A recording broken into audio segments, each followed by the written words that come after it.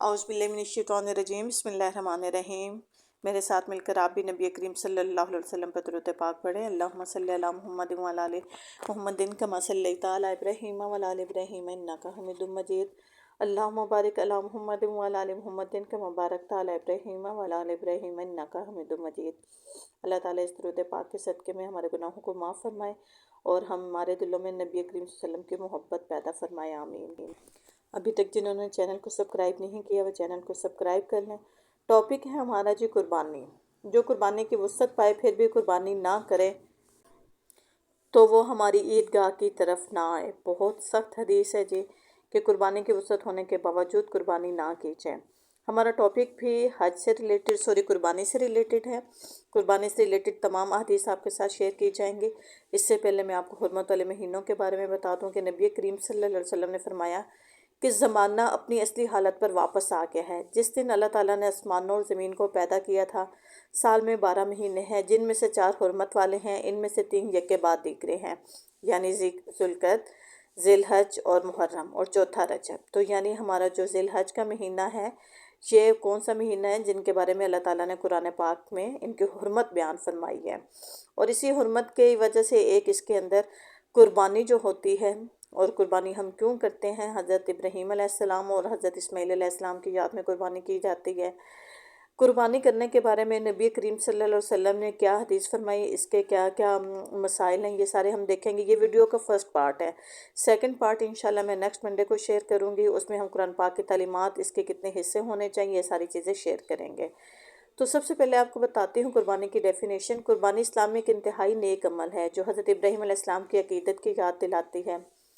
मुकम्मल तौर पर इस बात पर जोर दिया गया हदीस में कि ईद उल अज़हा के मौके पर हर बाल के बदले में ये अल्लाह के नज़दीक सबसे महबूब अमल है।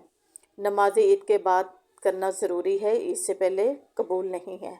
इससे पहले करने से ये महज गोश्त बनता है, कुर्बानी नहीं होती है। ये नबी करीम सल्लल्लाहु अलैहि वसल्लम ने फरमाया।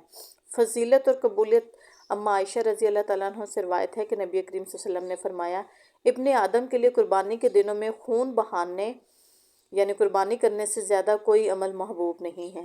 कुर्बानी का खून मंजिल तक पहुँचने से पहले ही कबूलियत को मंजिल तक पहुँच जाता है, यानी उसकी कबूल हो जाती है। और ये हदीस किस में बयान की गई है? तिरमिज़ी में भी बयान की गई है, इब्ने माजा में भी बयान की गई है। कुर्बानी का जानवर क़यामत के दिन इसके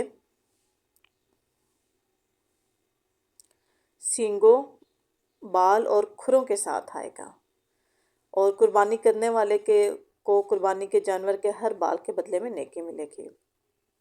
अच्छा जी, कुर्बानी पहले होनी चाहिए, ईद पहले पढ़नी चाहिए। नबी करीम सल्लल्लाहु अलैहि वसल्लम ने फरमाया, ईद उल अज़हा के दिन हम सबसे पहले नमाज ईद अदा करेंगे और फिर कुर्बानी की तरफ लौटेंगे। जिसने ऐसा उसने हमारी सुन्नत के मुताबिक अमल किया, और जिसने नमाज से पहले कुर्बानी की तो इसने जो कुर्बानी की वो सिर्फ गोश्त था और इसके घर वालों को नज़र नहीं किया जाएगा।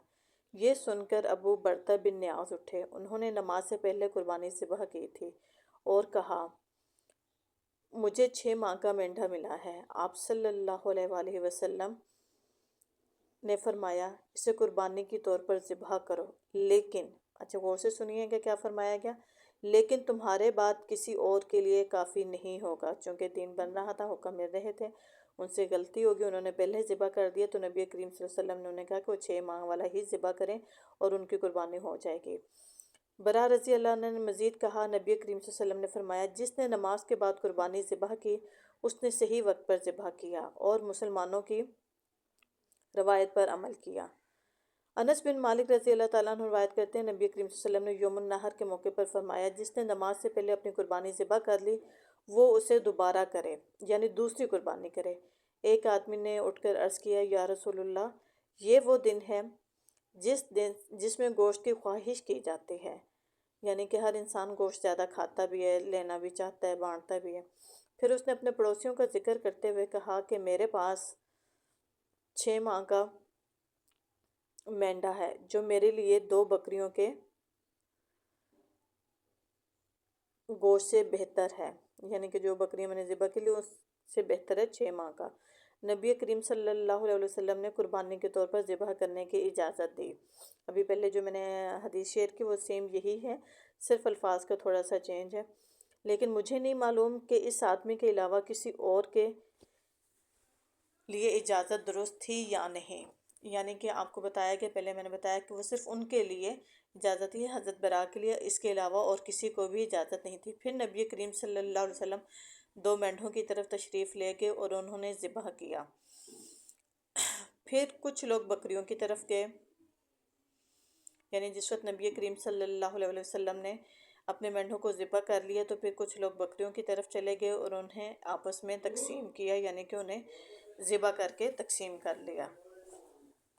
اچھا، ان دونوں مسلسل جو ابن ماجہ اور ترمذی کی حدیثیں میں نے آپ سے شیئر کی ہے، ان سے یہ صاف پتہ چلتا ہے کہ قربانی کا حکم نماز عید کے بعد ہے، نماز عید سے پہلے نہیں۔ ہمارے ہاں کچھ فرقے ہیں، اللہ تعالیٰ انہیں ہدایت نصیب عطا فرمائے، کہ قربانی سے پہلے وہ صرف نماز سے پہلے وہ صرف گوشت ہوگا، تو ہمیں صرف گوشت نہیں لینا، ہمیں نبی کریم صلی اللہ علیہ وسلم اور حضرت ابراہیم علیہ السلام کی سنت پر عمل کرنا ہے۔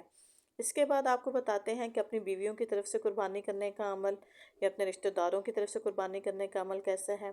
اماں عائشہ رضی اللہ تعالیٰ عنہ نے فرمایا کہ نبی کریم صلی اللہ علیہ وسلم ان کے پاس تشریف لائے جب انہیں مکہ میں داخل ہونے سے پہلے شریف میں حیض آیا، اور وہ رو رہی تھی کیونکہ انہیں ڈر تھا کہ وہ حج نہ کر سکیں گی۔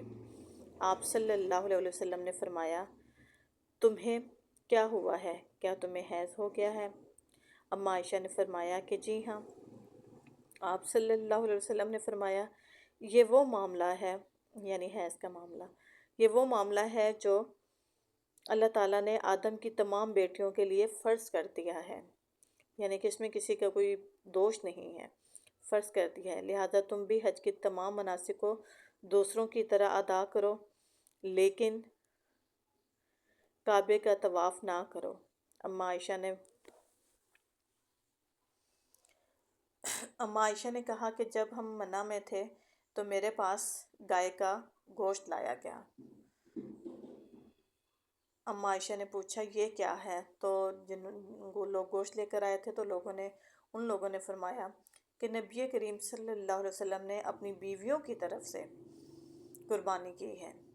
ٹھیک ہے، کس کی طرف سے قربانی کی ہے؟ اپنی بیویوں کی طرف سے کچھ گائیں ذبح کی ہیں، ان کی طرف سے قربانی کی ہے۔ تو اس سے ہمیں پتہ چلتا ہے اس حدیث سے کہ جو مرد ہیں وہ اپنی بیویوں کی طرف سے قربانی کر سکتے ہیں، قربانی کرنی چاہیے، اور یہ قربانی ہونی بھی چاہیے۔ ظاہری بات ہے وہ ایک گھر کا حصہ ہے، اور اگر اللہ تعالیٰ نے آپ کو اتنا عنایت کیا ہے تو آپ کی بیوی کی طرف سے بھی قربانی ہونی چاہیے۔ آپ اپنے والدین کی طرف سے بھی قربانی کر سکتے ہیں۔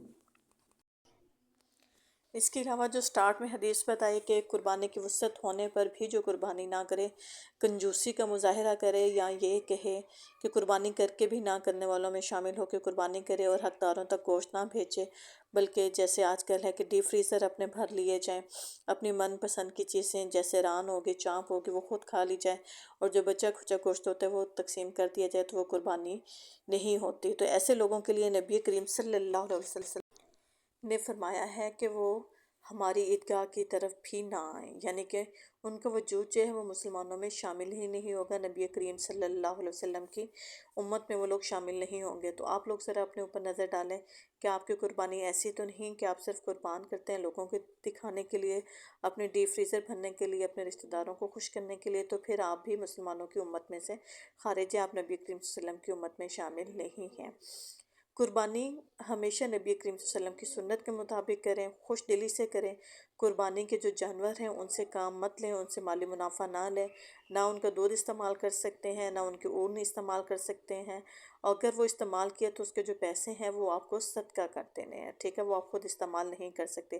اس کا دوسرا پارٹ انشاءاللہ نیکسٹ ونڈے کو میں شیئر کروں گی۔ اللہ حافظ۔